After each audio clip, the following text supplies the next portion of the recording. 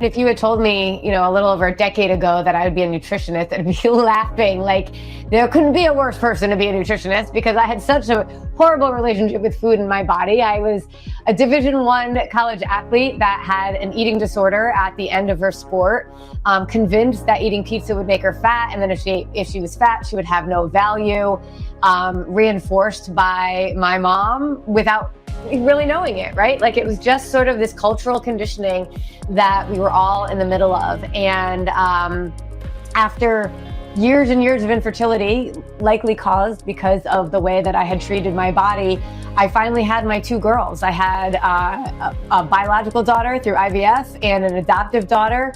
And it was just, there was nobody more grateful to be a mom than me. But it didn't give me any more confidence about who I was, my body, any of that stuff. So on a Family Friday pizza night, back when my girls were 5 and 6 years old, and I didn't get the pizza, I ordered from the pizza place, but I ordered salad with dressing on the side. My 5-year-old said to my 6-year-old, "Why does mommy never eat the pizza?" And my 6-year-old said to her, "Because it has too many calories."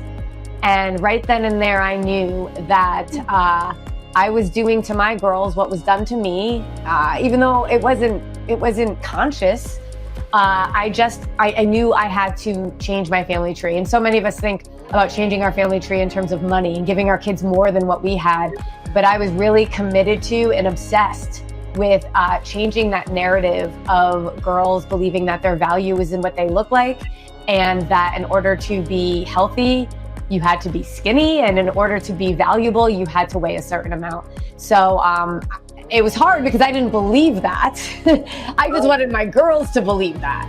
So I had to go down a very long journey of self-discovery to be able to figure that out. I was a behavior specialist. I was an educator. I was a national educational consultant, traveling 2 weeks out of every month, speaking nationally, internationally, weighing myself before I ever got on stage, because then if the number was right, I could be confident on that stage. I could be worthy. And if the number was not what I thought it should be, then I had to do a whole lot of work to feel like getting on that stage was something that I was worthy of.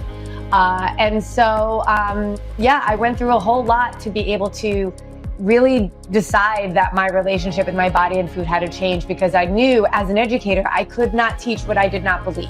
I didn't do everything right. But the big thing that I did is I shared with my kids my own vulnerability and my own learnings as I was going through the process.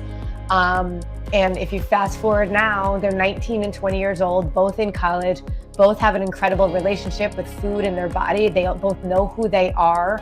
They are confident. They will tell you all day long, confidence does not come because what you look like, but it comes because you know who you are. And so I feel like I've changed my family tree.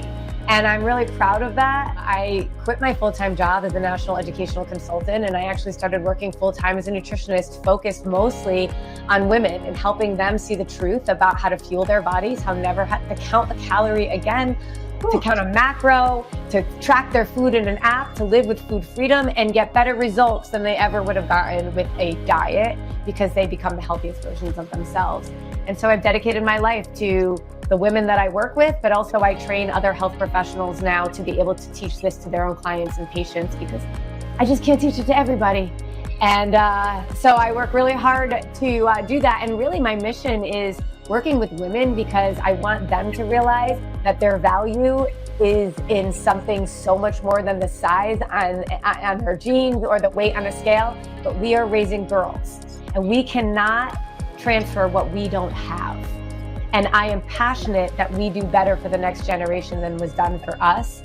And raising girls is really where I love women and I love them to death. But who we are raising to be that next generation, I feel like is such a power and an opportunity, but it's a moment that we have to take advantage of.